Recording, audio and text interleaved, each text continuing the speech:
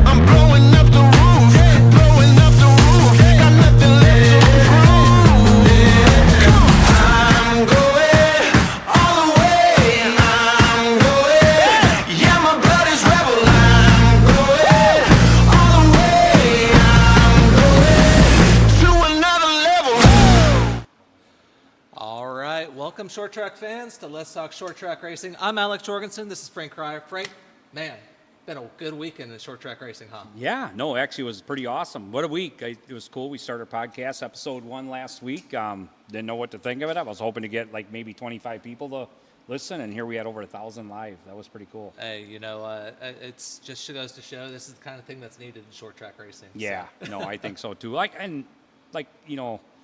now in short track racing, to keep it exciting and having talks like this. What are we talking in the shop? What's going on in racing around the country and that sort of thing.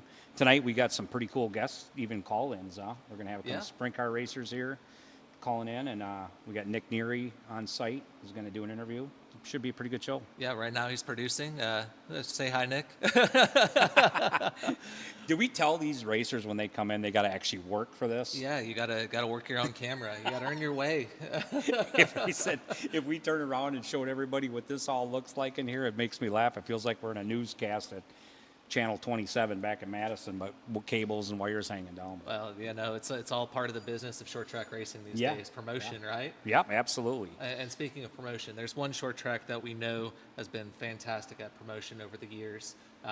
We've heard recently that there's going to be a little bit of a change of hands. Do you want to talk about that real quick? Up north, up by us, it sounds like kind of I don't want to say a sudden sell, but Slinger Speedway is sounds like they got someone in the works, and they're like new face, right? New face coming in, and I think it's good for short track racing. I kind of have a good idea who it is, and I think they're going to be good for definitely good for the sport, good for the state, and they're a family of racers that know how it works and been doing it long enough to the different tracks. So obviously it's pretty exciting that Alec leaves me here, right? I'm just stuck here right now. But no, I think the family will do well. I'm going to let them announce it. Like, I kind of have an idea who it is that, and I feel like when they said when I was told who it was, I feel like that's a really good fit, I think, and it's kind of their home area. They understand it. They know the neighborhood there. But at the same time, they're racers. They get it. And, and they're racers that, started at the bottom and moved their way up through racing too. So I don't want to give too much information because it's their right to announce their own deal. Mm-hmm. And like everything's pending, right? We don't know. I mean, obviously right now it's just like anything else. You got to get the money rounded up, make it all happen. But it was kind of shocker news to me in a way. I know Todd really well. And mm-hmm. we have the All-Star Challenge Series coming there on April 27th for the opener, which I'm pretty excited about. We're going to try to be back for that race with Kendrick. So everything's as it stands. Racing's going as normal, and it should be fun. But that's some big news for Slinger. Like we know now, everybody always says, "Oh, the property's worth more than something else on a racetrack." Mm-hmm. We know that for sure. So when you get guys to do that, and all these tracks, I mean, the Rattler's coming up. Oh, we yes, got our sir. Rattler Cups. Official with Rattler Speedway. And these our slushies. We'll just call them our slushies. Yep. Hey, we were drinking beer last time, so. Tito's and cranberry, thank you. There you go. But yeah, some pretty cool stuff coming up. Some news coming up. Cordeal raced last weekend, the pros. My boy Jimmy Glover, he's crew chief in the Jet Nolan car. I was watching the preview, actually. Obviously I wasn't there, but had a good, strong car the whole time. I was watching that whole front run, that whole race. They had a pretty good group of cars, too. Yeah. And there's a lot of big news coming from there for next year, or for, I should say, this season coming for Cordeal on the Pro Series. I think that's going to be mostly their primary. It is. I mean, look at these races right now, how many pro cars they can round up, and it's a struggle to get supers. Yeah. And I always say that the super has just become a very expensive car, and later on at Tech Talk, we'll talk about some of that stuff. But sounds like a plan. Well, we've got a busy schedule here today. We've got so many guests, so many people we're going to bring in. We'll go ahead and cut over to commercial here, and that way we can go ahead and get started with our first guest. Hey there, I'm Amy Lynn Dahlman, and if you're looking to buy or sell a home, I've got you covered. Real estate doesn't have to be stressful. I make it simple and straightforward. Whether you're looking to buy your first home, upgrading to something new, or selling for top dollar, I'll help you navigate the market with ease. Let's chat and make your real estate goals happen. Reach out anytime at 321-961-2141.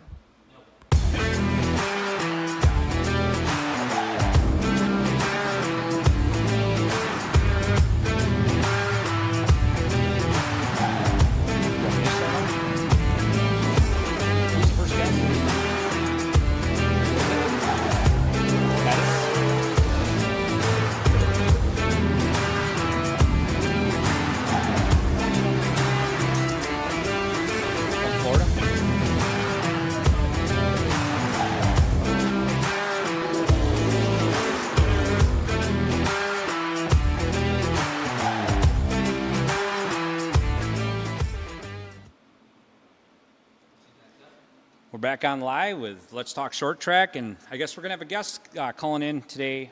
It's going to be Colton Bettis from Florida here. He's an asphalt sprint car racer, the next up-and-coming driver. He's a young man.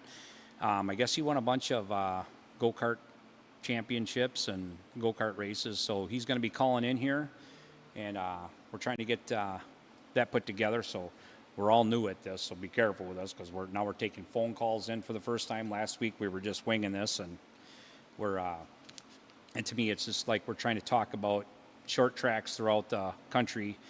And today it's going to be some sprint car racing, asphalt sprint car racing. And one of the things I always say back, I love all sorts of racing, whether it's dirt, asphalt, doesn't matter. I'm a fan of all. But I remember a time we were up at, now they call it the Freedom Factory. DeSoto Speedway had a asphalt sprint car race, and it was over in 7 minutes. And I remember the promoter saying that was $35,000 in 7 minutes. And I still laughed. There was no cautions. It just went that quick, and we kind of looked around like, wow, all these people here to watch this, and it was over in 7 minutes. So, Alec, do we have that caller calling in right now, or? Just 1 second. So, Nick, do you want to go ahead? I guess we're going to have Nick Neri come on because Alec's trying to get our caller in. Nick's rolling right in here. Hey, Nick. How's it going? Did we just work on race cars? Yeah, just a little bit every day. The cool thing is this shop here, you know, the GTR shop, that's our first car we built. Like Yeah. our first car we built out of the shop from ground up. Pretty exciting, and it's cool to see everybody on it, working on it. Yeah, From you know, ground up, so. Definitely. If our guests don't know, this is Nick Neri. He's one of the teammates here for Kreyer and for GTR Racing. So Nick is our guest. Nick comes from go-kart racing Yep.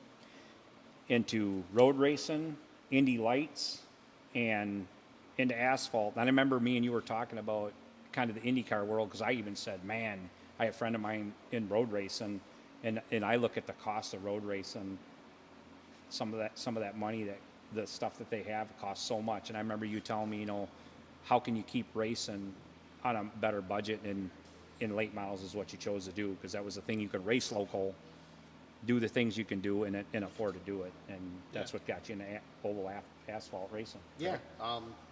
Road raced my whole life. You know, started karts when I was 5. You know, tried to make the steps to kind of go the IndyCar route, and you know, funding kind of petered out pretty quick. Yeah. Had a family friend who had a modified mini stock that wanted me to come drive it a bunch, and finally, you know, we had a little bit of an off time, and I called him up, and he's like, yeah, you know, come run it. Went up to Citrus County. It was the first track I ever drove on. Ran it Thursday night in practice, and was relatively quick in it, and he asked me to come back and race it Saturday night.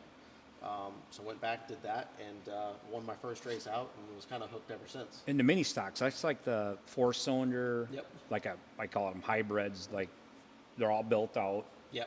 Was that a rear wheel drive Yeah. or front wheel drive? Because I'm our rear wheel So drive down there here. were the class then. I mean, you can have the option of both. There was a couple guys that had front wheel drive cars. Yeah. But most of it was rear wheel drive. Yeah, they're taking the Mustangs and the, you know, that sort of thing, and Yeah. souping them up. And So- nowadays, you look at some of that stuff. I mean, they got full-blown fiberglass body, just like just like a super late or a pro late, but they're on a little tiny chassis. Yeah, exactly. Yeah. So ran that for a handful of races, and we're actually out at Showtime one afternoon and practicing, and there was a guy next to us that had a late model for sale. Yeah. And they asked if I wanted to jump in it, make a few laps in practice, and you know, jumped in it, ran like 8-10 laps, and unfortunately the Hooked. motor blew up. We were going to try to race it that night. You know, it was going good until then, but and then after that, you know, kind of made the jump straight into a super. Yeah. And haven't looked back since. Yeah. And then coming from the road race world, you know, the cost, and I have friends in the road race world, and I got into it a little bit, not as a racer. I did some road racing myself. I had a Z06 that I took on a racetrack one time. That was pretty cool, a Corvette. Yeah. And but I did some stuff at the Autobahn in Chicago. They have Okay. that big track where you ran a simulator, and then you went out there. And at the time, I took out a perimeter car that was all set up for road racing. But back in the day of, like, I'll say Remax, AutoZone series, back in them days, they were taking perimeter cars and racing them, and then they had road races. And Yeah. so I took one of them out, and I had the most fun. And the funny part is I got seasick, literally seasick, the first couple laps. Then after that was a lot of fun. So now, I mean, doing this with Grant, how many years have you been in the super late now? So I want to say first got into it in 2013, so about 12 years now. Yeah, so you're You know, the first few years it was, you know, just a handful of races here and there. When I was still doing some of the road course stuff and kind of bouncing back and forth and doing a bit of both. You know, we'd run, you know, 4 or 5 races a year, probably Yeah. the first 3 or 4 years. And then after that, it stepped up a little bit. Still never much more than maybe 10 to 15 races a year. Yeah. Just because, you know, the budget cost and the budget, exactly. and you know, and here with GT, what we're doing. You know, me personally, I love having you around. You're great with the car. Our conversations are awesome. You're very detailed when it comes to speaking about what the car is doing, and I love that. I say, it's like, you know, with little man, we're working the shop every day. I'm his dad, but with you, I always called you like the Brady at home. And you never got a chance to meet Brady yet. No, you know, not yet. And he was just here. I mean, he was just on the show. He wasn't on the show, but he was just here in town. Paige and Brady were just here last weekend, and so I was hoping to get you guys to meet because you guys are a lot alike. He's very critique on the car, and that's what I like. You know, with what we're doing here, and what we're doing here now is fun. You know, with myself and Nate and the whole group building these cars as our own is getting to be fun.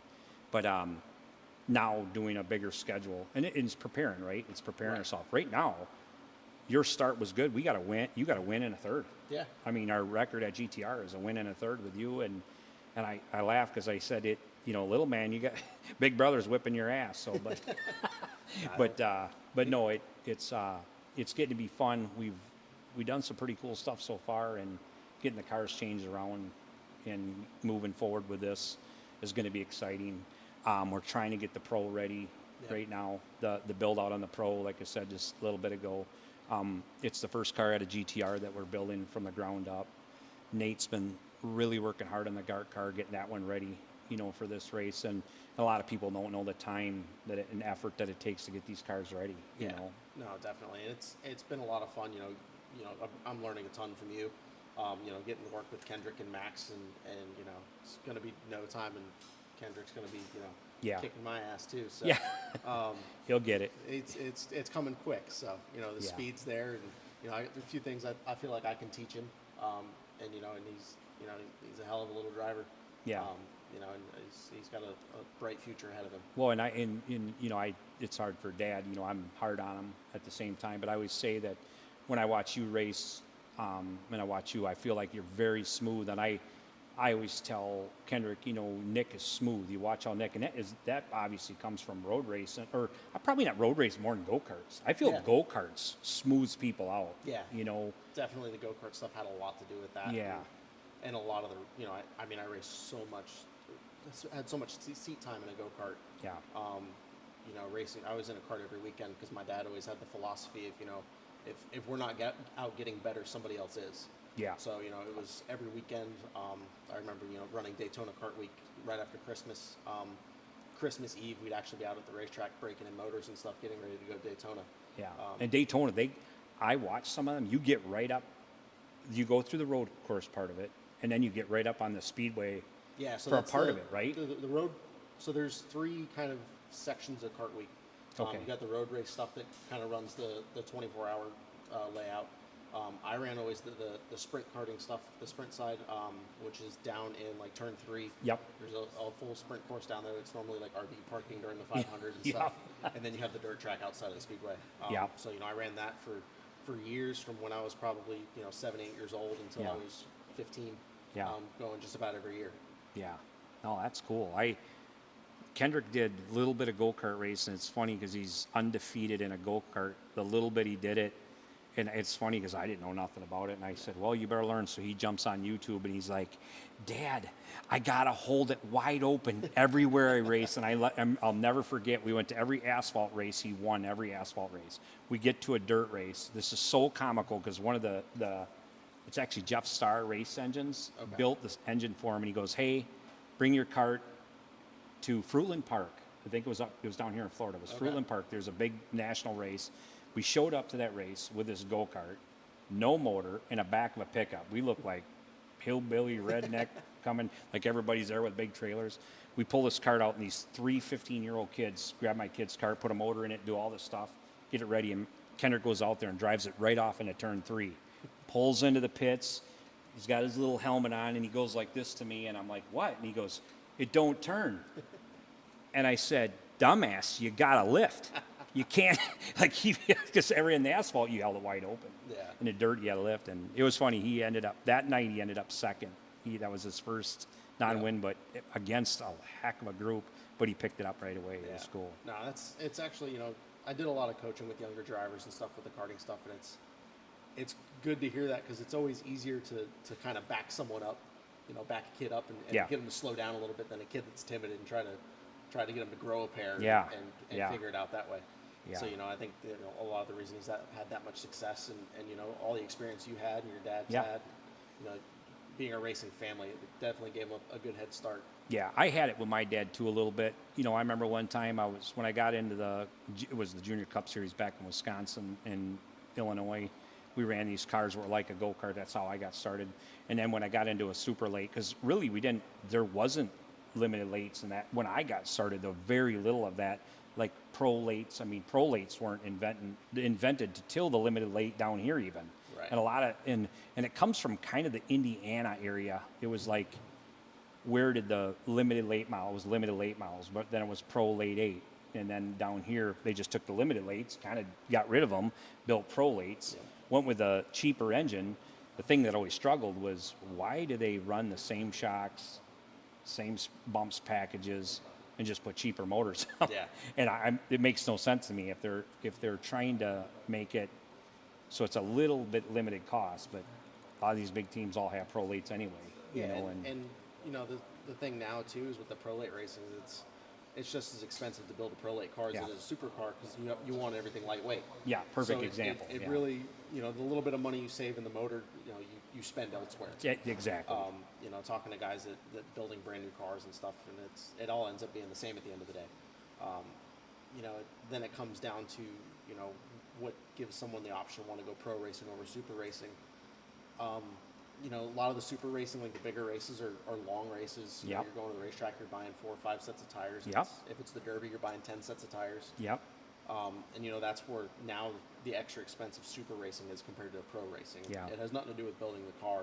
It's actually the money you spend once you get to the racetrack. Right. We say that you have the big races that you're spending all the money, but I guess we got a commercial break here.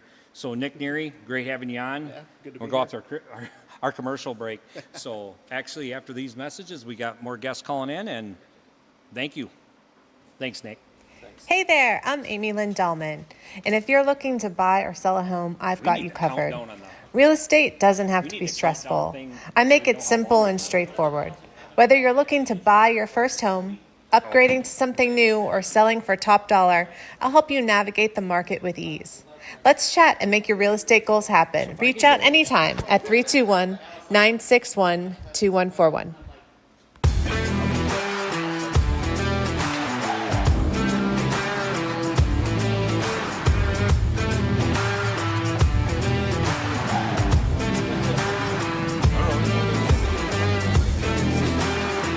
How we doing, sir? Hello? Yes, sir. How are you? Yes, sir. I can. We're having a bunch of technical difficulties throughout this show, so I apologize. As soon as we're coming off of the break here, we'll introduce you, and I've just got your details on the phone. So just talk as clearly as you can. Okay, that'll work. All right. We're back on Let's Yeah. Talk Short Track. I guess we got a guest on the phone. We got a little bit of technical difficulties. Understand this is our second episode, so we got some sprint car racers calling in, and yeah, look who we got today on the phone. We got Aaron Pierce. Hey, what's going on, Aaron? Not much, guys. How are you doing? Oh, just living the dream, I think. Learning how to do a podcast. Yeah, yep.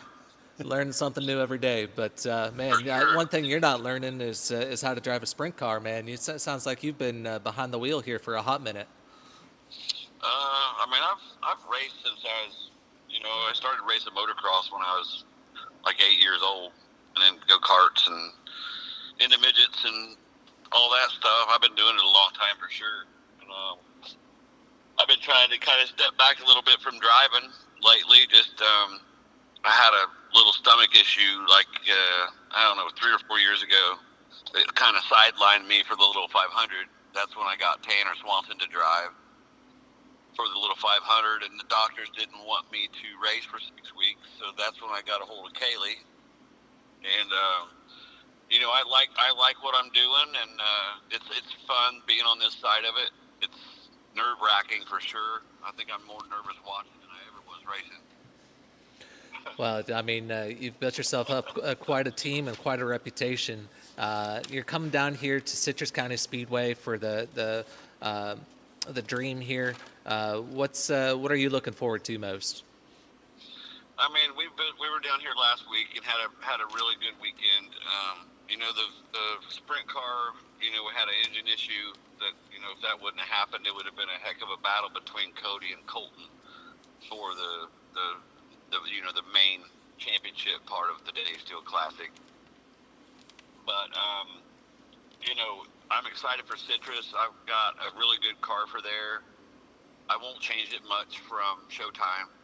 Kody, you know, he liked it a lot. We really didn't even do anything different than when we left the shop with it. You know, we tried some stuff, but we always put it back to where we ended up. And it's Cody's really, really good, obviously. And you know, if you can't win with him, I'm not sure who you can. And Colton's really good too. He did a heck of a job.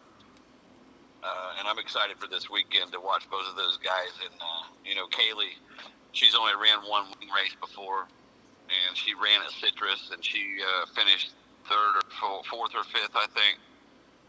Got kind of screwed on a restart, or she would have been a little better. But I'm just excited about the whole weekend. It should be fun. It's a lot of good guys that are going, and you know, the people that are putting it on are really cool people, and it should be a fun race for everybody.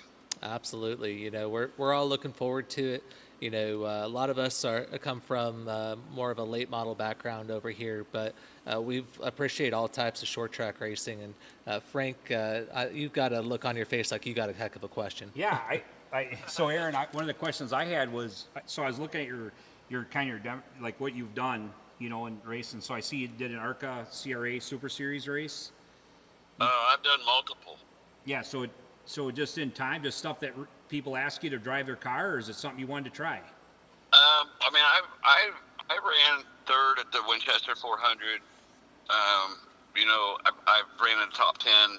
You know, a time after that, I only ran it like 3 times. I finished second at the Redbud to Kyle Busch. I ran the Governor's Cup in New Smyrna. Ran the whole late model week, and then did the Governor's Cup. We ran really good all week and had a wheel break, which took us out for the rest of the week because we only had one car. But man, I love late models and always have. I've just, you know, I've not ever owned one myself and drove for other people. I don't know if you know who Bill Reevely is, or Kenny Mueller, or I know you probably know Van Dorn's and them, but I've known those guys for a long time. And I love late model racing too.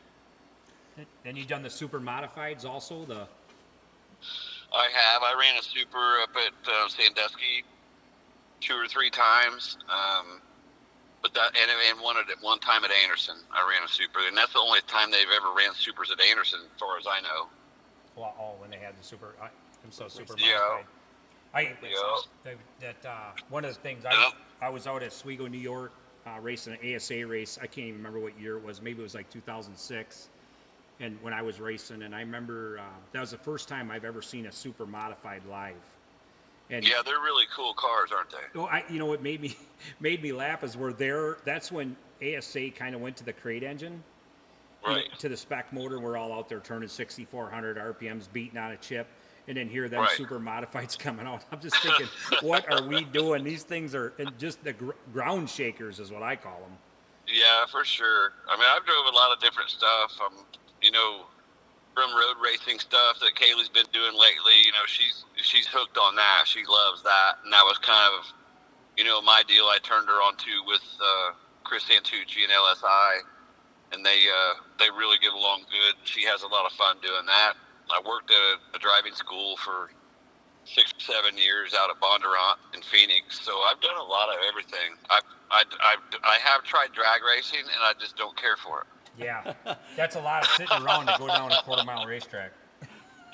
Yeah, my dad's got a Copo Camaro that he bought, and you know, it runs like 870s or something. It's fast for a 10-inch tire, but I went out and did it, and it's just too much downtime for me, so I wasn't ever into that. But I've drove a lot of different stuff. Yeah, it sounds like you've had a heck of a career, and man, we're going to be pulling for y'all We've got a couple other guys joining us here Yeah. this evening. I think we've got Cody Swanson coming in the house. I believe the next person we're going to be talking to, though, is Colton Bettis. You got anything you want to tell him? You know what? I just prodded him in the ribs a couple times, and that's the same car that Cody drove, the one that he's going to drive next year. So he's a good kid. We have a lot of fun. He's a pleasure to work with for sure, and super mature for his age, and just a neat kid. So you just tell him I said hi, and tell him I said keep it out of the dirt. Absolutely.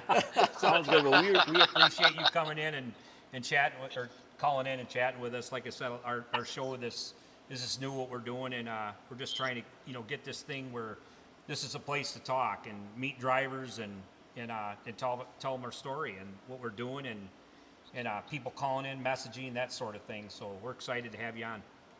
Yeah, it's awesome. It's a good job, guys. And just anytime anytime you want to talk or whatever, I'll call in or do whatever. Oh yeah, that sounds Appreciate it. good. We appreciate it. Okay, guys. Let me know if you want to get Kaylee on. Will do, sir. Yeah, for sure. Our road racing stories for sure. Absolutely. Oh yeah, for sure. Okay, guys. I'll talk to you. Thanks. Thank you. You bet. Bye-bye. All right. Bye.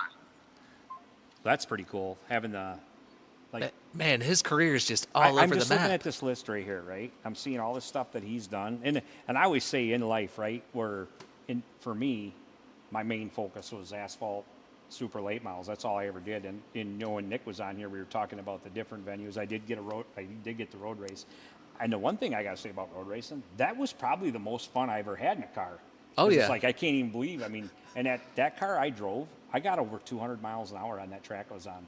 They had a radar gun on a hill going downhill, and I looked up and I'm like, holy crap, we're hauling, I don't know how much swearing I could do on this thing before I get in trouble. But Hey, but it don't was a get good us in time, too but- much trouble. Yeah. But no, it sounds like he had a great career and Hey there, Yeah. Colton. This is Alec and Frank with Let's Talk Short Track Racing. You got me? Yes, sir. I do. All right. Well, hey, we were just all over the map here, technical wise. So I appreciate you staying with us. We're just learning how to do a podcast. we're talking to you Oh, on no we're problem. talking you No hold the problem. phone up to our microphones, Cole. So Oh, no problem. It's fine. It's fine.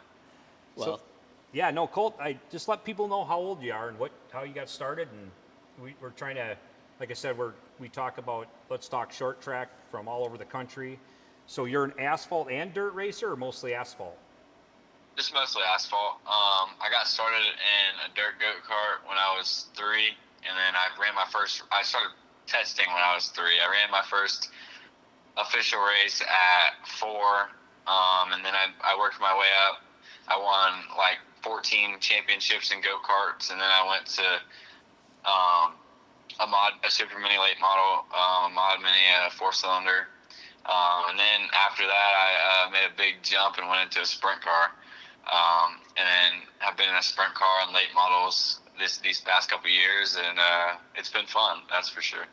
man, you've had a super shoe, though. I've heard something about, like 10 or 12 championships? What do you got that's just been causing these guys chaos trying to figure you out? Yeah, was it 10 at age 10? Were you like a full size 360 sprint car?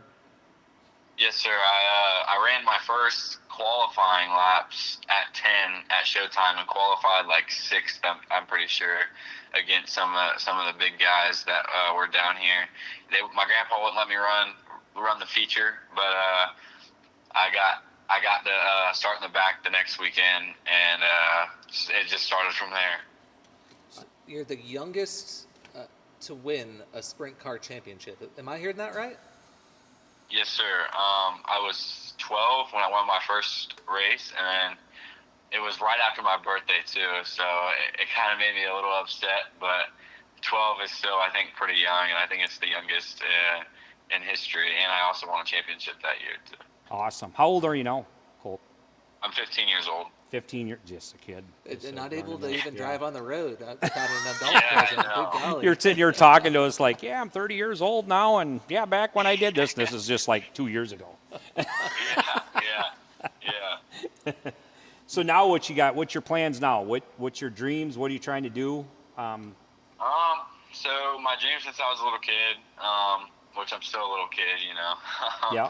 But it's always been NASCAR. But the funding to get there, I don't think is there, and so I wanna be a full time, another like Cody Swanson or Bobby Santos, full time Silver Crown and sprint car racer. If the NASCAR thing don't work out. Yeah.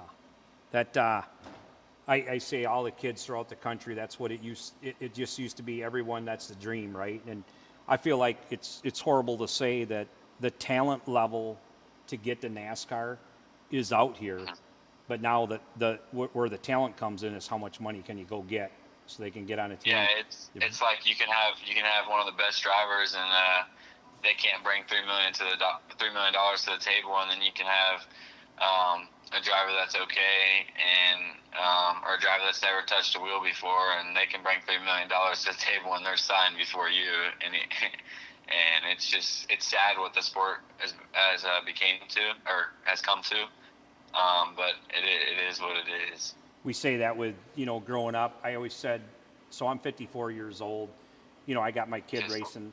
He's 17 years old. I've been racing my whole life. And then I always said that building the race car in the garage with your dad, right? And you work on it and you do the things and you do it with your dad. Them kids are far and few anymore in racing. And it's sad because I feel like the best racers like Kevin Harvick, Matt Kenseth, them sort of cats, that's what they did.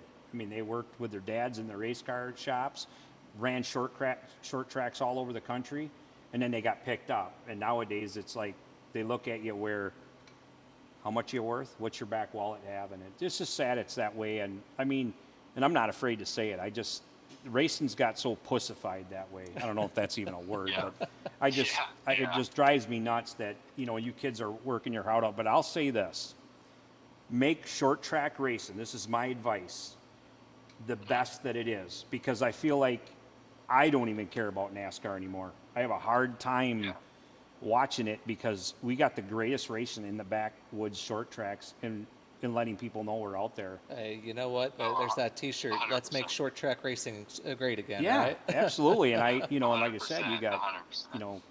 Kids like Colt the Bolt out there racing, 15 years old, trying to make it happen, and people don't know what they're missing when they get to the tracks.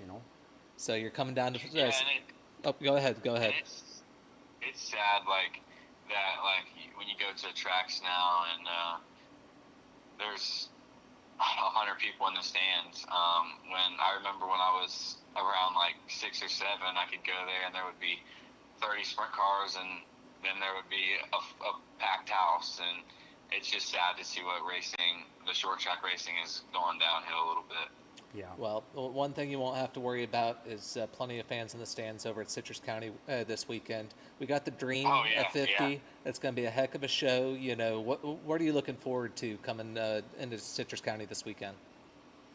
I'm looking forward to racing for a good cause and just to run a good race, or 2 races actually. Just keep the car in one piece, and I feel like if me and Trey get the car dialed in pretty good tomorrow, we should be good for the rest of the weekend. I think a top 3 or a top 5 even would be a good show out for us. Last year we ran second, just by a little, but hopefully we can go back and get one more spot better. Hey, we're looking forward to seeing you at the track, seeing all this action going on. What's your favorite part, of going down to Citrus? It could be anything from getting behind the wheel to seeing the fans to what your favorite cheeseburger on the way to the track. What's your favorite part of going down to that racetrack? I think it's the facility. The facility is top notch. I like the racetrack surface. We struggled there a little bit, but everything, you walk in, the bathrooms are all clean, the facilities, the grass is mowed, and everything is like top tier up there. And they got good crowds. Like we were just there for a super late model race here like 3 weeks ago, and I couldn't believe the crowd. And they say Yes, the sir. crowds are really good there. So Absolutely. I was actually there too, and I was super surprised with the crowd too. And just for like a 150 laps Triple A model race, Yeah. it was pretty packed. I'm not gonna lie. All right. Well, yeah, hey, we ran in the top 5. We ran in the top 5 all day and ended up with a break. That was my heart breaking Yeah. the whole place. But, Yeah. but that's all right. Goes with heard it. it here first. Yeah. Frank's heartbreaking live. For my kid, anyway. Let's talk Nick short did track awesome. racing. Yeah. But man, we appreciate having you on. We won't take up too much more of your time here, but we appreciate the time here today, and we'll be pulling for you guys here this weekend. Yeah, kick some butt. We'll be watching, and maybe we'll get you back on and tell you how it all went. Yes, sir. Hopefully we can get back on here with a win. I appreciate it. Thanks for having me. You bet. You bet, Colt. Thank you. That was pretty cool. Yeah, 15 years old. 15 years old, man. Colt the Bolt. I mean, good golly, what a nickname too. That's the one thing in open wheel cars, man. They got a great nickname. Yeah. It doesn't matter if it's asphalt, if it's dirt. I mean, they know branding. You know what's one thing I look at the open wheel cars, like the sprint cars, the 360s, the 410s. You always wonder, like, we're so far in the asphalt world and the rules are changing all the time. That's one thing I noticed with them. Not much changes. I'd sure like to talk to somebody, like, what are the rules? Have they been the same rules since, are they on a 10-year rule program that it's the same? I always wondered that. I know they, like the 410 sprints years ago, they were having the cost of motors and whatnot. Mm-hmm. But, I always wondered that. Well, someone that we can ask is Bobby Santos. Yeah. I got the phone ringing here. Hey, how we doing, sir? Good. How you doing? Good. Figured out? Yes, sir. Well, we went lo-fi. I've got you on my phone here, and you're literally just held up to a microphone, and we're just going from there. Alrighty. Well, I've got Frank Kreyer here. He's the co-host on our show. And Hey, Bobby. Sounds like you're from Massachusetts. Yes, sir. Did you shovel your way out, or how are you guys doing up there? I'm from Mass, but I'm living in Indy right now. Oh, so it ain't too bad then. It's just cold. It's cold. Yeah. It's cold. Well, that's awesome. Well, thanks for getting on our show. Biggest thing on our show that. Well, hold on. I think they're moving stuff around. There we go. So Bobby Santos is on here with us, and so Bobby, now you've been racing for a while, correct?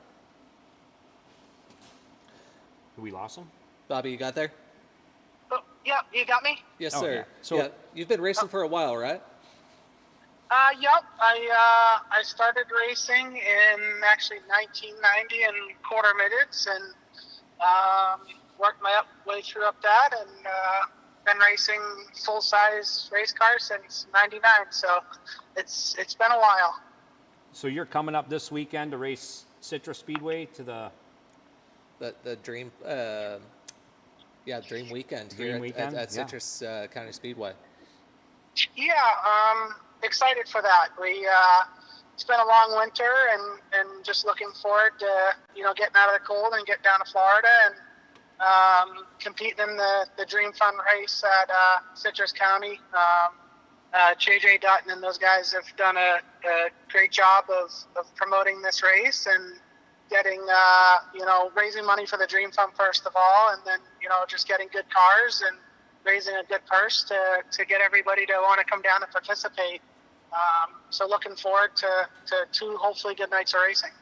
That's awesome. Citrus is such a great area. I always say when you like I was just telling Colton that track is got a great crowd base, and then you guys are kind of a special coming in, and any special race there, the crowds are awesome. So that's cool that you're doing that. So now you've ran the Little 500. You do all that stuff that's obviously in Indy where you're at there, but that Little 500 race, a lot of our listeners, because we have such a spread listener view between asphalt late models to some dirt guys to even now road racers, if that's what we talk about. But that I know the Little 500 is a big deal in the sprint car world, and I know you're a winner of that, is it 2020, right? Yeah, the Little 500 is definitely the pinnacle of sprint car racing in the Midwest. It's definitely the race that I have circled on my calendar every year. It's one of my favorite races. Just a lot of effort goes into it, trying to, be able to run 500 laps in a quarter mile. The team factor in it, every step going into that race matters, start to finish. So it's definitely one of my favorites and something I look forward to every year. But sprint cars aren't the only thing you've been known to drive. You've got yourself a NASCAR Whelen Modified Tour Championship in 2010, right? Yep. I grew up obviously in New England, and the modifieds are, the premier series in New England. So definitely, grew up wanting to race a modified and did that. And, still would like to do a little bit more of that down the road when I can. But race super modifieds, midgets, and all, handful of different divisions in New England before, going the sprint car route in the Midwest. Man, it's amazing. We're just literally looking at your resume here on paper, and it's amazing everything you've done. Everything from sprint cars to tour type modifieds. Heck, it even looks like you've set on the pole in an ARCA race here at USA International Speedway. Am I reading that right? Yep. Actually set on the pole. It was the first ever pole for Toyota in stock car world, actually. That was 2007. But yeah, I did a little bit of ARCA stock car stuff. Got set on the pole and actually probably could have won that race that day, but made a mistake and came back. Actually won a Silver Crown race at Lakeland before we lost it, unfortunately. Man, that's our home track. It hits home every time we pass by the old site where it used to sit. It's just tragic that we had Paradise and we literally paved it and put on a parking lot. Yeah. No. Yeah. Yeah. No. It's horrible losing quality racetracks. Unfortunately, I only got to race there the 2 times that I did get to go there. But just losing quality racetracks is not good for our sport. That's definitely the things that we don't want to happen. Well, a quality racetrack that we have that you're going to this weekend, Citrus County Speedway. It looks like they're going to have a great fan presence there. Yeah, that'll be a big race. That'll be a good race for you guys for sure. I think we're stoked just thinking about it, yeah. man. Yeah, no, we're going to try to make it out there. We're trying to get cars ready to head to the Radler this weekend here in the shop, so it's all depending on what we can get done here, but we might try to run up to Citrus and watch you guys. Cool. Nope, that's awesome. Obviously, the most support we can get from all the different racers along with the fans is huge for the event, and again, what they're doing, the money they raised and everything they're doing for the Children's Dream Fund. Frank here loves to talk tech, and before he came on, he was just kind of wondering, when it comes to the rules in these sprint cars, have the rules changed a lot over the years, or do they stay relatively the same? Like, how is it that you end up with such large fields of these sprint cars all the time? I would say generally speaking, the sprint car hasn't changed in, literally years.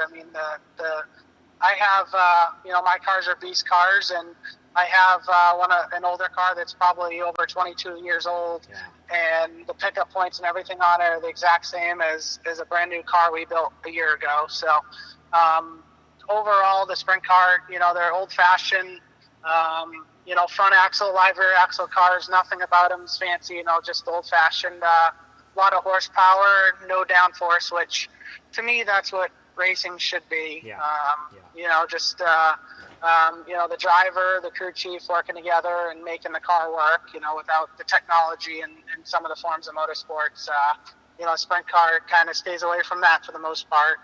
And to me, that's a great thing. Yeah, getting it, back to the hands of the driver, and especially the longer races. I always say the longer races, then you got to manage it. Whatever you're doing, you're managing it. And that becomes a huge part of sprint car racing, managing the tires and the distance races, which for a wing sprint car race running 50 laps is what I would consider a decent distance race where there's definitely going to be some tire management. Or a little 500 race. Yeah, that's a whole nother level of management for sure in that race. I always think the infield, I remember years ago seeing the infield during one of them races. I wonder, has anybody ever got killed in the infield? Oh, jeez. God, not in my time running it. Hopefully I never see that. No. That's definitely not anything that we want to see, but it's definitely it's a wild race. Yeah, no. Well, what we're really looking forward to seeing y'all at the track here this upcoming weekend. Who are your partners? Who do you want to shout out here? We want to make sure you get your sponsor plugs in. Yeah, absolutely. Obviously, Dick with DJ Racing. He's the person that makes this happen for me. He runs a great operation and gives me the ability to do what I want with it. So Dick's obviously the main guy, but got to thank my team, Tony, Coop, my parents. They traveled all the races and helped me. They're great help. My family.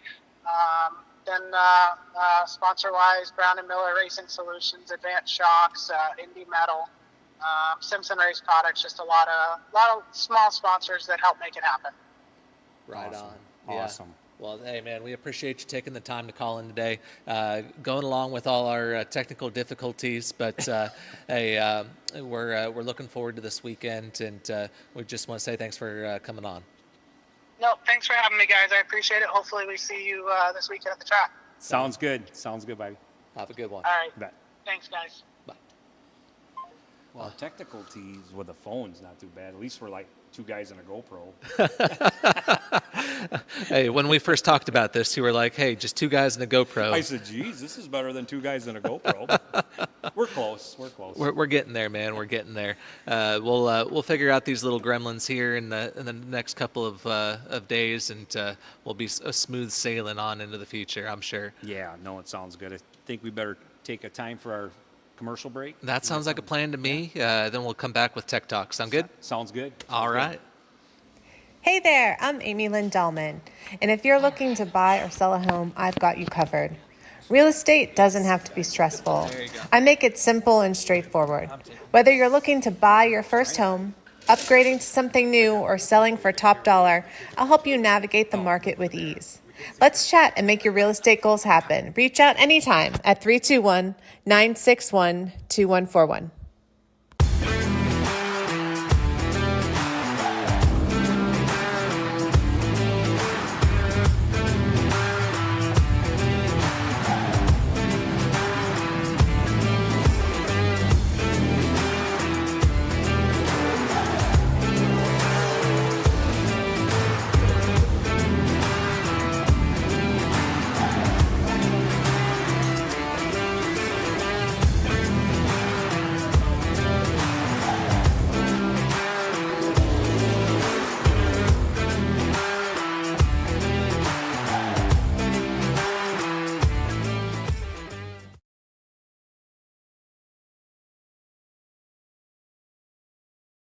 We have a timer, didn't we, Nate? We used to last week, but We got mics now. We times have lost the changed. timer. Now we're talking Tech Talk. Well, welcome back to Let's Talk Short Track. Got Nate with me here. Nate, I guess we were talking today in the shop as we were working on all our stuff and using all of our NASA aerospace technology in building these race cars. Trying to get stuff together and create new ideas all at the Yeah. same time. And Yeah. Playing on the podcast. Yeah, no, and so a lot of, like, the biggest thing we want you folks to try to comment in, message in what you want to talk about Tech Talk. We want this, like, just, real people calling in saying real issues, and at the end of the day, we always say that a lot of it's always cost. It's always goes back to cost, It's always, and then it's always about cost. and it is, and then then it's the part where, okay, what's the cost? But every time you save me money, it costs me money. Racing, and I always say it's a cycle. When we were just talking to Bobby Santos and he was talking about the sprint car, I know when I look at them things, they look like the same exact car that was racing 35 years ago. I mean, literally, they look like the same car. So, I mean, they're doing the same thing, running methanol and injectors and whatever they do. And, Yeah. Big wings and Yeah. It's just, they've done figured it all out. You know? well, like you said earlier, give them all kinds of power, Yeah. no weight, a tire that barely has grip, let her have at it. Let the driver take it in his own hands. And we do that in asphalt racing. It seems like they all spin out and crash and knock fenders off. And Yeah. And then spend all the money on body panels and all the time to fix it. And speaking of the motor deal, this whole ASA, URA battle between, and I don't even say it's a battle, right? It's, I think of motors like, okay, we came out years ago, we were just talking today, they're like even in the pro, Progressive and a couple of the engine builders, Hamner, they made a steel-headed, kind of a limited spec motor. Here it is, it was $15,000, $16,000, $17,000. They put it in a race car, it was a wet sump motor in the pro division. Now it's just two motors. yeah, It's either, there's a dry sump in the Super, but yep, almost the same, steel heads, but Yeah. whatever. Like Yeah. I don't care if you run steel heads. Yeah. If that's the engine that you got, why do you got to go switch your heads out? Yeah, or exactly. And I always said, are we smart enough to take on, like Ricky's deal? I agree with what Ricky's saying. If we want to build 8 Briggs and Strattons, strap them all together and make it work as an engine, and I'm just saying, to a point, that's, my joke is that, but at the end of the day, if we have a motor and it's your motor in the shop and you can spec it out and create the motor to race, then why don't we certify it? Here's what it is, here's what I built. We go to this, let's say a third-party dyno, we check it, we certify it, we both sign a piece of paper that says, here's the motor. Yep. Racer, track, or driver, owner, whatever, to the tech guy, but we'll probably get beat up for saying that stuff, but I've been Maybe. racing long. I mean, just think about how many racers might be able to move up. Say they're running the CRA street stock deal. Yeah, Or they're just running Saturday night pro truck deal. yeah, They could take that engine out of their car, yeah, and then just, if they have the chassis, the body, suspension, they just take their engine, drivetrain, and it goes into the next car. yeah. Make it work. Make it work. It's weird. I was part of the Tundra series up in Wisconsin, the Tundra Super Late Model Series. It was a series that was like a minimal, like we ran first year we did it was 5 races. We went to 6 races, and basically it was just kind of, hey, let's do these 6 different racetracks. But our rule package, which I actually helped write the rules on it, the motor thing, we were the first ones almost in the country to allow about any engine. All I wanted to know, and I was a stickler on this, is what engine do you have? What's the power? So who do you go to? Do you go to the rumor mill? Because I've learned one thing in racing. If I say I'm standing out in the grass and it's somebody painted it purple, but the guy says, no, I heard it's green, and I'm standing looking at it and it's purple, and he says, no, that's not what I heard, it's green. Well, I'm looking right at it and it's purple. People believe the rumor mill more than they believe what's reality. Oh, for sure. And that's where going back to the dyno and just having it certified. Checking it out. The see what it number's is. a number. And if they're 100 horsepower down, maybe give them a weight break. Yeah, But yeah. let them run. That's what we did. And it's funny because I remember the one year we did 5 races with 5 different engine combinations winning. Because up in Wisconsin, we had the LS53. And I always say the LS motor, that's the motor that's in every junkyard right now. Every Chevy Tahoe pickup truck has an LS motor. Now what are we doing? We're getting blocks that are basically a race block that you have to spend tons of money on. We're buying crankshafts that are, $3,000. And then you got to machine them. Not just buy them, then you got to machine them and spend the work and look at the parts motor. Same thing, upright. Like, we're doing back to $35,000 motors. I thought we got rid of this years ago. And here we are, we're back at it. And don't get me wrong, I mean, this is where we're at racing. And I was talking to a feller just the other day about racing. I don't want to say names, but they can't get so many cars to these racetracks. You can have a pro race and get 20 cars. Cordeal had a really good car count for pro cars. The pay is way down. When Nick was on here, we were just talking about the pro car ain't any different than super, but they are here to have a car count with less money and they show up with cars. Yeah. It's 2 motors, either a crate built or a crate stock. Yep. And I feel like the weight breaks on the crate stock that they're doing now with 100 pounds nationwide. I know that some of the tracks aren't doing that yet, but I feel like that's a great deal because, people go, what has Chevrolet ever done for racing? they built a cheap motor. Whether people want to hear that or not, it's still cheap. It's cheap. Because go get a built one. Yeah. You know, and it's just. And if they want to spend the money, fine. Because some guys, that's what they love to do. Yeah. Whatever it costs, get it. Order Yeah. it. Yeah. Just buy it. Yeah. I'll beat them with my checkbook. I got it. And it's an ego thing. And that's fine. Yep. But if you have something laying around in your shop that you think would work under the hood, like, why can't you go run it? Because you can't afford to go spend, 10, 15, 18, 30, whatever you're going to sink into the engine. You can't afford to do it. Just let them run what they have. Yeah. And I was saying how the local short tracks, right? Just take here in Florida. So I went to the last couple of short tracks, Citrus and Auburndale, and I look at some of the cars that are there. How do you get them cars to go race them other tracks? And if you look at the rule packages, they're the same rule packages, but this track over here is okay with this. This track's over here is okay with that. But them big races, they need 2 or 3 of them guys to make a field of racing. But you got to give them that nowadays chance. when the car counts, they're shit. Oh, they are. And I said the 1%ers. The 1%ers, there's only so many 1%ers. You only got so many guys that are from Dubai. Yeah, that's it. We're racing Ferraris right now. So it's like, or even in the late model stock world, it's the same thing. Yeah. Okay, you want to buy a crate engine? Well, still, you get the crate, you buy the engine, then you got to send it to the builder. They're shaving the heads. They're doing different things, and it's like you're not running a crate engine. Yeah, it's exactly. Even if it's sealed, it's right. still cheated up. And it's still right. That's it's cool. still been that's touched. racing. Yeah. That's racing, but you can still. You still should be allowed to just, if you want to build an engine in your shop, do it, get it certified, and it's done. And like our guard car, you're working on the guard car right now this week. Our guard car has a bone stock right out of the crate, stock 604. And I look at that motor should be put on a pedestal.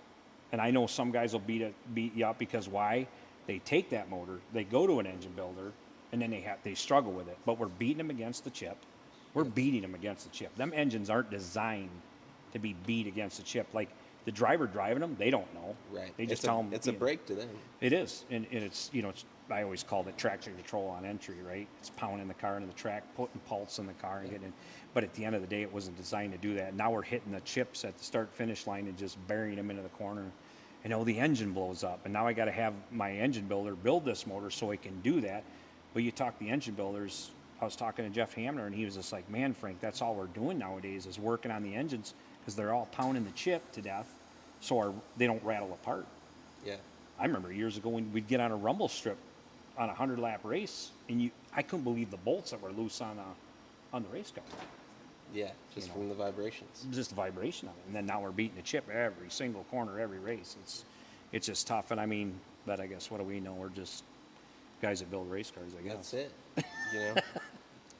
It's a hard issue to fix, but it's really not. No, yeah. Because at the end of the day, as a crew chief, I don't care what the other guys got as an engine. Yeah. As long as we're fast, it's cool. Yeah. I understand if you go to Nashville or Winchester or New Smyrna with the stock Chevy, you're going to get smoked. Yeah. It's always going to be that. And it's like the balance, right? Yep. Where I lose out on this one, but I gain on this one. All the little bull rings. Yep.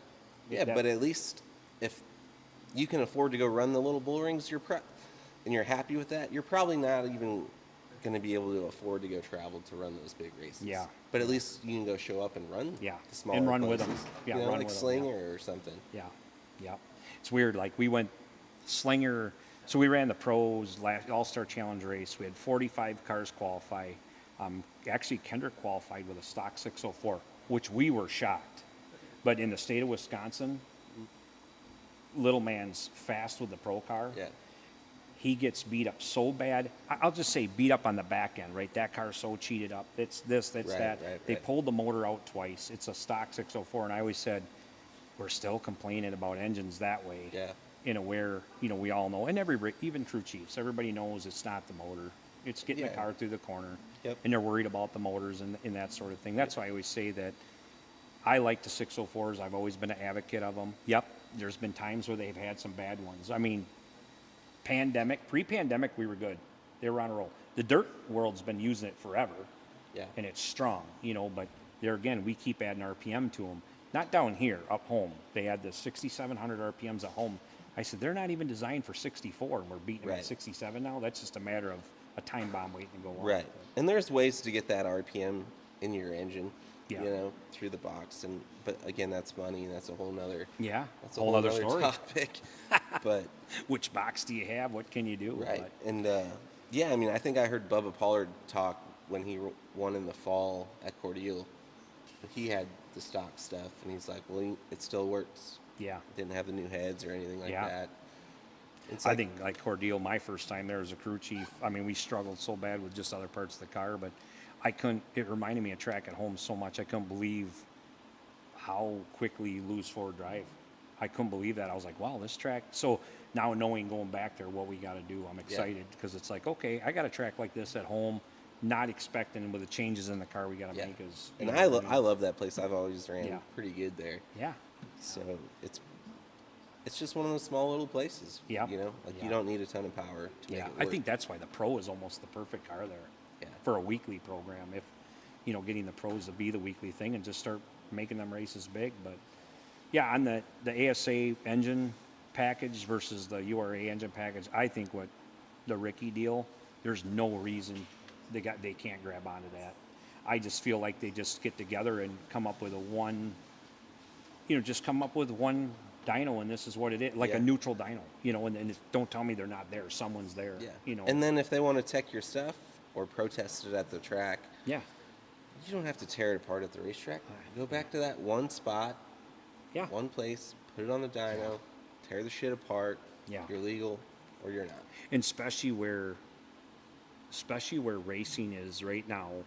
You have a 10,000 to win race, and let's say you're pulling a motor apart for a 10,000 to win race. Yeah. You're pulling the engine apart.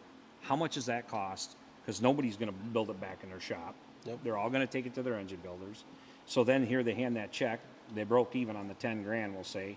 Now Yeah. they're upside down. That just the win. And you look at, like I said, the super late model world is, man, it could be a talk the rest of our life.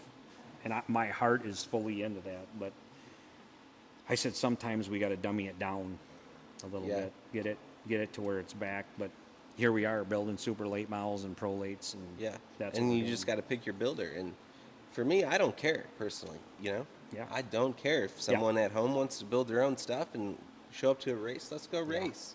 If That's we how have a I always builder, used to let's think, go. and I got beat up for it so bad at home. Like, what are we doing? But I always said we got rid of the 9-to-1, and I remember even saying, man, the 9-to-1 wasn't so bad to buy for 35 grand.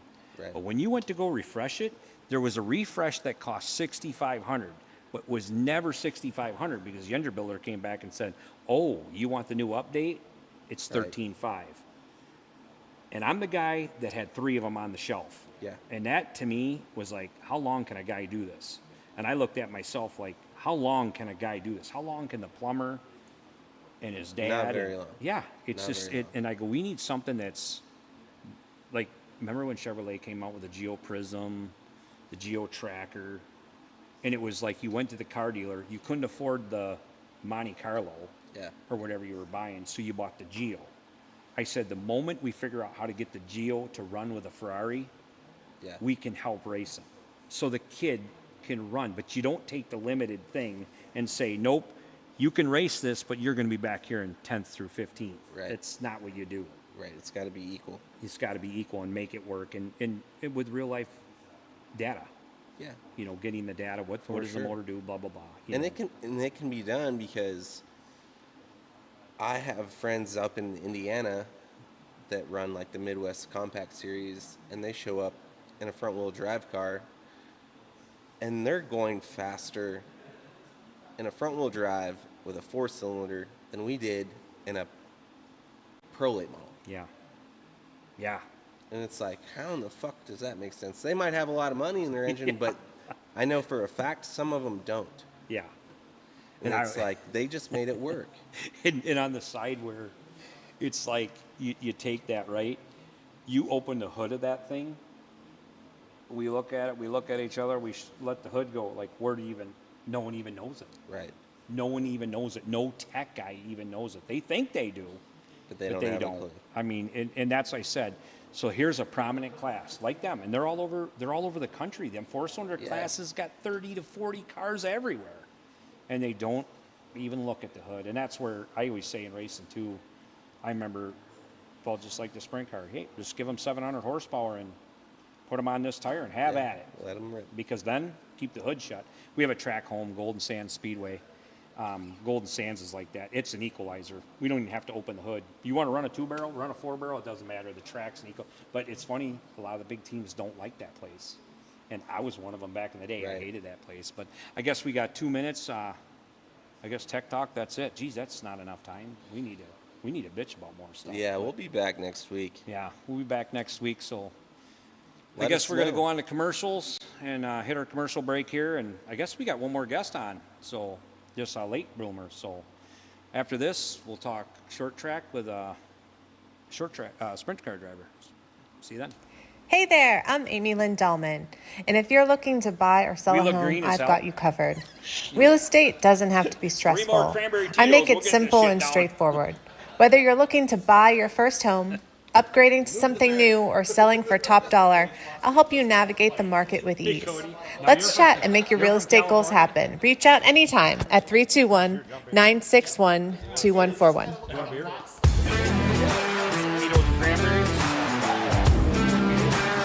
Yeah, look. No, yeah, I'm ready.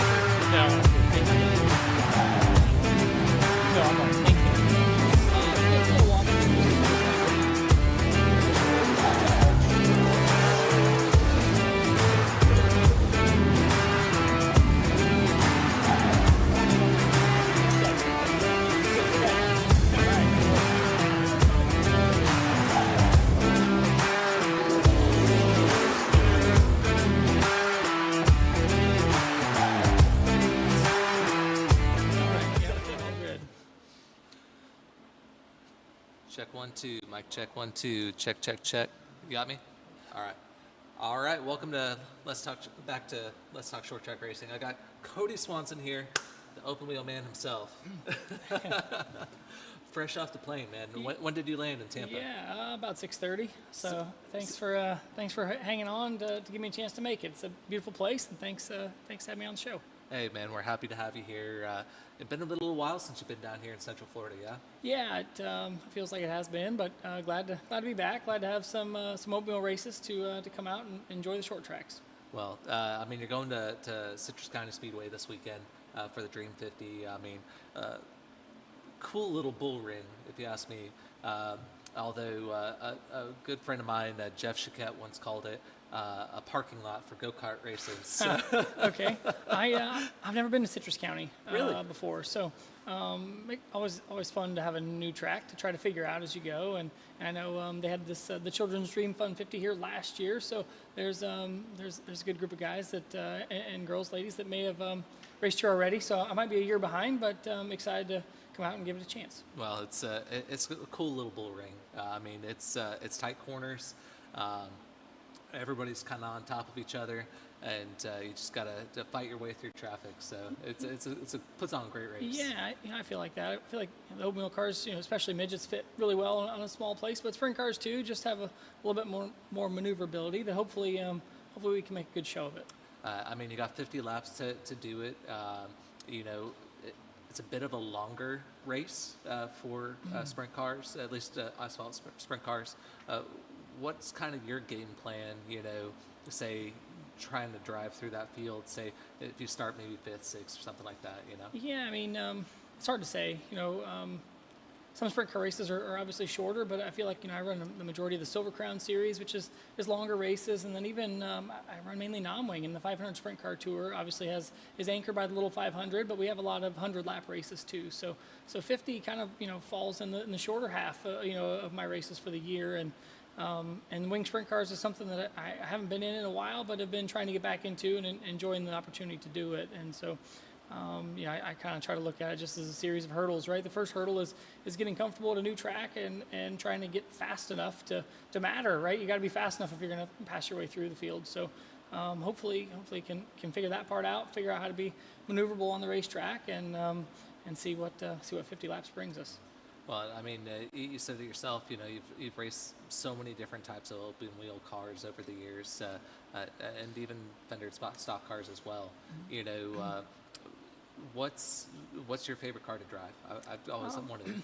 Yeah, I mean, I love the Silver Crown cars. You know, I love sprint cars and midgets and super modifieds and everything open wheel, but I feel like Silver Crown is the one that we get to do it at the fastest places, and we get to do it for the longest, right? You know, you run a sprint car race that if it's only 40 laps or so, you know, can go by in 10 minutes. But a Silver Crown race on a mile is at least an hour long, and it gives you a chance to just keep racing, right? I feel like I love the strategy that comes with that. You know, if you're running a sprint car or midget and someone's faster than you and they get by you in the first 10 laps, you're not going to see them until the race is over, right? But in a Silver Crown race, there's so much that unfolds that if you hang in there, maybe your car will come to you and theirs might get away from them, and you got a chance to race them again at the end. So, I love that part about it. But I love every kind of race car. You know, I love the challenge of trying to figure them out, whether wings are without or a chance to do late models or even anything different and new has been a blast. Been a challenge to try to get the hang of, especially when you're racing against people that have done it so well and done it at a high level. But thankful to have the opportunity to try a few different things. Well, I mean, you're no slouch yourself. You've won the Little 500 3 times. You've won a bunch of championships. I mean, your resume, I mean, if I held it up to here, it'd go all the way down to the floor, right? So it's pretty cool to have you, come down to Central Florida for this race. Yeah, I appreciate that for sure. I mean, it must mean I'm getting old. You know, I've been fortunate to be part of this type of racing for a lot longer than I imagined, right? I got started in it because I was a race fan first, right? I got to watch my dad do it and loved that and loved everything about the sport. And so thankful to have a chance to drive myself and to get to do it for a long time, and have been a part of some great race teams and met so many wonderful people all along the way, and grateful for all of those opportunities and the chance to still be doing it and to come, like I said, to be this far in and still have a new track that I haven't been to and a new event to come and to try to compete at makes it a lot of fun. Well, I mean, if you've never been to Inverness, it's a nice little town, very small, very remote. I mean, it's 30 minutes off the interstate. So it's got a lot of good hometown cooking, that kind of stuff, if you get to spend a little time in there. And then, my golly, you look at the fans that come out there. That place is going to be packed on Saturday night. So. Oh, that'll be awesome. I mean, it's always great to have a neat atmosphere like that, right? And so to have fans come out and support it makes it great for us as an event, as competitors. But this weekend we're going to be there.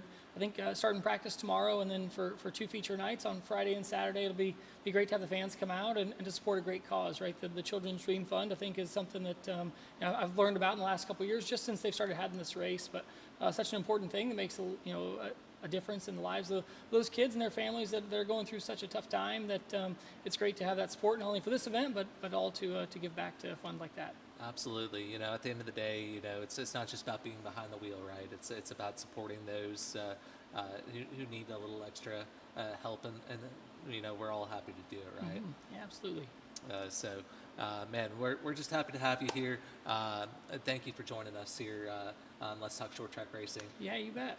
Thanks for having me. Thanks for staying a little late to let me make it here. It's been a blast. Hey, we're looking forward to touring the shop with you.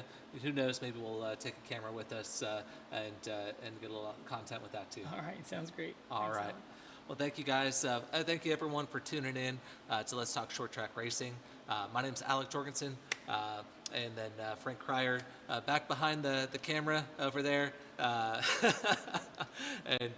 I'm going to have to tell him how to turn this camera off. So give me just a quick moment, Kody, and we'll be right back. Yeah.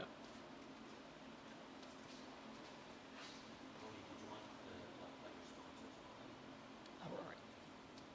Yeah. Yep. Just real quick. Yeah. Yeah, sorry about that. Oh no, you're all right. No, this is our second podcast, so All good. we're all new. It's just like going into a new ride, right? You don't know what you're. Yeah, no trouble at all. So obviously you got a lot of partners that have gotten you here, and want to talk about those real quick. Yeah, I mean, I've been fortunate to, like I said, to have a career in racing, and I kind of operated as a independent contractor a little bit and drive for different teams in different series, and so This year been going to run the pavement for Doran Banks Racing with the Silver Crown Series, and fortunate to have support from Mission Foods again with that, and last few years as well as Wilkie Orthodontics and Glen Farms and so many people that are part of that one, and been driving sprint cars for Nick Bohannon, and he's got a Versalift Rentals company there in Jeffersonville, Indiana that does a lot, but also owns Salem Speedway. So supports racing in so many ways through him, and this weekend I'm driving Dick Meyer's Ram Engineering number 50. 50M, really. The M is important. It's the Mopar missile for a long time, and Dick does a great job with all of his shocks and everything like that too. And so between that, run midgets for Tim Bertrand and have support, from his team, and maybe this year get to a little bit of dirt racing with John Hagenbottom and Belmont's Garage and those guys that are part of it too. So been fortunate to be surrounded by great people, all throughout a career, and this year again too. So should be fun. But man, you've got a lot of supporters and a lot of partners. It sounds to me like you've got a heck of a schedule coming up here in 2025. Yeah, looking forward to it. Try to piece together, a few different things. Love running the Silver Crown Series and 500 Sprint Car Tour, and love to run these wing pavement sprint car events too. So looking forward to just seeing what we can fit on the schedule this year. All right. Well, we're looking forward to seeing you at the track. I think it's one thing to have you here in a podcast studio, but to have you at the track, see you behind the wheel. I've seen some amazing things over the last several years watching you race, and man, we're just looking forward to seeing what you can do this weekend. Yeah, thanks. Appreciate that much. I know there's going to be a lot of great competitors here. I think some might have stopped by already this podcast, but hopefully, it gives us a chance to see how we stack up, and hopefully put on a good show for everybody that comes out to see it. Well, there you go. We got Kody Swanson here. We had Colton Bettis earlier, Aaron Pierce. We've had Bobby Santos the third, Nick Neri. Thank you to all our guests that have come by. We're really happy to be growing this podcast, be growing this platform. And if y'all are listening, please give us a like, subscribe to our new YouTube channel, and we'll continue to grow from here.